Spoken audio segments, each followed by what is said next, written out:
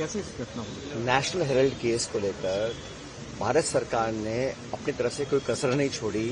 Congress party को, गांधी परिवार को झूठे केस में आरोपी बनाने की उन्होंने पूरी ताकत लगाई और आज कोर्ट ने इस पूरे केस का संज्ञान तक नहीं लिया, सिरे से खारिज कर दिया।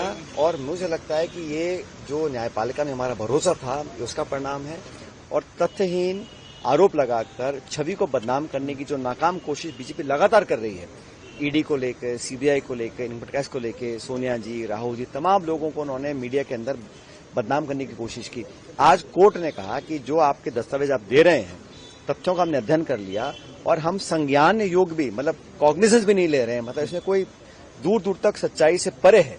सिर्फ एक फैब्रिकेटेड आपने पॉलिटिकल बदला लेने के लिए, छवि धूमिल करने के लिए आपने आरोप तय किए थे। कोर्ट ने आज उसको एक तरह से खारिज कर दिया। तो ये दिखलाता है कि जो मीडिया में भाजपा के सरकार की जो कोशिश रही है कि कांग्रेस पार्टी को बदनाम करने, वो आज कोर्ट ने उसको सिरे से खारिज किया है।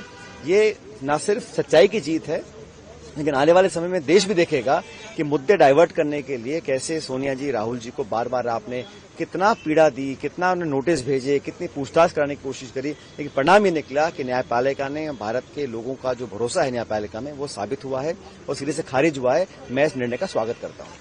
वोटर चोरी को लेकर आप लोग पार्लियामेंट में आवाज उठा रहे हैं। बंगाल में भी करीबन 50 लाख से ज्यादा लोगों का जो है नाम काटे गए हैं ड्राफ्ट जो जारी हुई है एसआईआर में। आप लोगों की चिंता यही थी कि बार बार घुसपैठियों का जिक्र करके सरकार जो है नाम काटने की कोशिश करती है। अभी तक उन सूचियों को भी जारी नहीं किया है कि कितने लाख, कैसे आप ये घुसपैठियों का नाम लेकर, कभी घुसपैठी हरियाणा में आ जाते हैं, कभी घुसपैठी महाराष्ट्र में आ जाते हैं, कभी बंगाल में आ जाते हैं। तो 11 साल से भारत सरकार ने कितने घुसपैठियों को देश से निकाला है। इस देश का जो नागरिक नहीं है, जो इलीगल तरीके से रह रहा है, मैं कहता हूं उसको तुरंत निकालना चाहिए। लेकिन 11 साल में कितने निकाले हैं? सिर्फ घुसपैठियों का नाम लेके भय दिखाकर जो चुनाव का नैरेटिव है उसको बदलना चाहते हैं।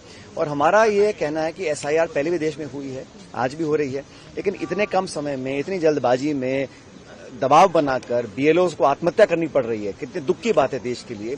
तो हमारा जो पूरा जो प्रक्रिया है वो पारदर्शी हो, उसका संज्ञान इलेक्शन कमीशन ले और एक निष्पक्ष तरीके से एसआईआर होता है, किसको आपत्ति है।